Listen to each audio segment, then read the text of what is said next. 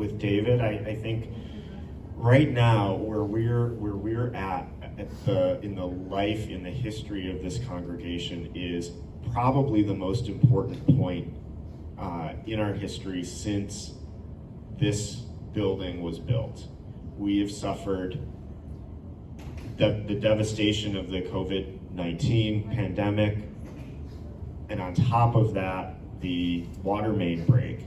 And so now we are going to be, as these beautiful plans behind us are illustrating, we have both the opportunity and the responsibility to sort of guide St. Peter's, steer the boat, the ark, into these uncharted waters of what these next decades are going to look like. And so that is an incredible opportunity that we have, but also a huge responsibility. So I have really high hopes for what this will look like in the coming years and decades. I also learned recently that we were talking about the Vignelli designs.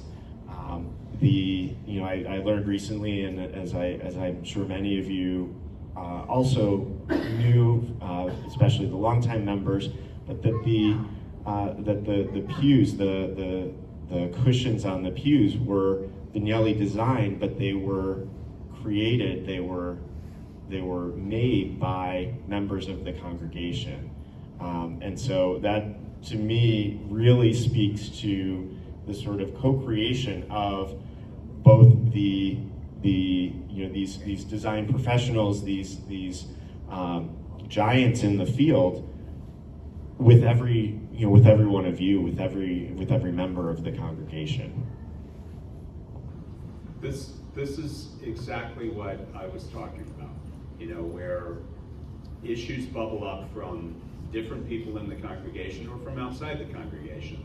And we just want to make folks aware, and give them an opportunity, give all of us an opportunity to engage in whatever way with those particular issues, whether it's marching, or whether it's donating, whether it's signing a petition, whatever it is involved. So I would like to very much see the Social Justice Cabinet be that clearinghouse of information. I'd like to see us have more input and more influence in the actions of the ELCA as a whole. I think we're well known, and I think we're also, we certainly do have a presence, but I would like for us, again, let's talk about leveraging numbers. I'd like to see us leverage our prominence and our experience and our location here in the heart of New York, and really influence the church as a whole. Thank you for being here with me, and thank you for inviting me. I make a speech on my own, and I try to read in English. I hope everyone can understand.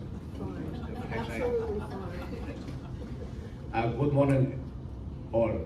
Thank you for spending this Sunday morning learning about St. Peter Church and my journey.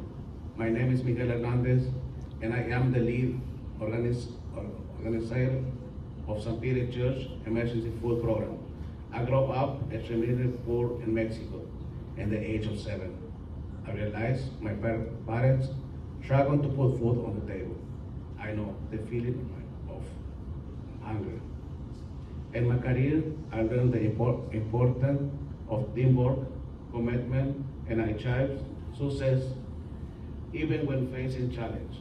The COVID-19 pandemic was a huge challenge. Families lost their loved ones.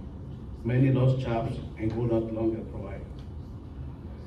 At the end of March 2020, I received a phone call from Father Fabian, who is like a brother for me, asking about helping members of the church and receiving food at their homes. I always look for ways to help my community, and I gladly dedicated my time, few times a week, to assist Father Fabian, who distribute food and provide spiritual support when I saw how desperate and hopeless the family were, I become more determined than ever to make sure that no child feel hungry. We started with 60 families shopping, packing, and delivering the food package door to door in 3 boroughs. As the pandemic grew, more families needed our assistance. The list quickly expanded to have 34, 60, and 84 families, which at point we were unable to make individual door-to-door deliveries. We figured out that it would be much easier to find a location and distribute food to more people from one spot. The first location was in Queens, 34 and 94th Street. Right in the Bazaar supermarket when Father Fabian and about the grocery, the families out of Queens were concerned and worried about their food. They asked him to have other location available closer to their homes. To reach all the families, we have to organize the food distribution in additional location. The food was no longer shop. Father Fabian contacted different food distribution to provide the fruits and vegetables and handlers. And fourth, payoff.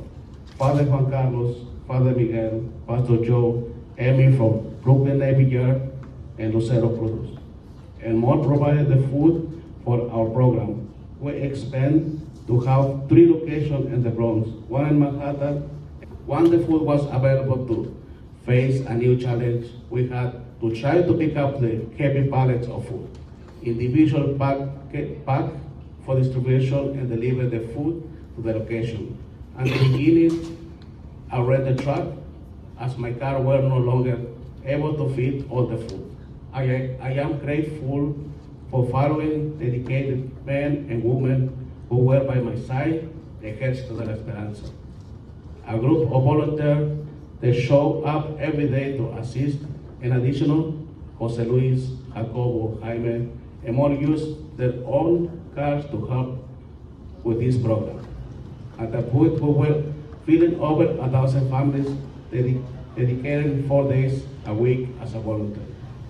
Besides giving out food, the location will also keep diapers, formula clothes, and menstrual pads to people that live in the shelters.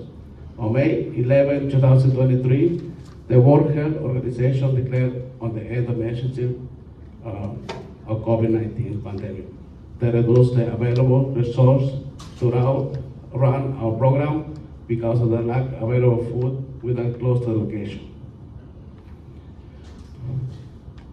The location in Bronx and Manhattan. We can only provide support in Queens 1 day a week, and this is not enough. Families should not have to make the choice between pay rents or buy foods. Please help can make the difference and make sure that no child will hungry. Thank you, Miguel.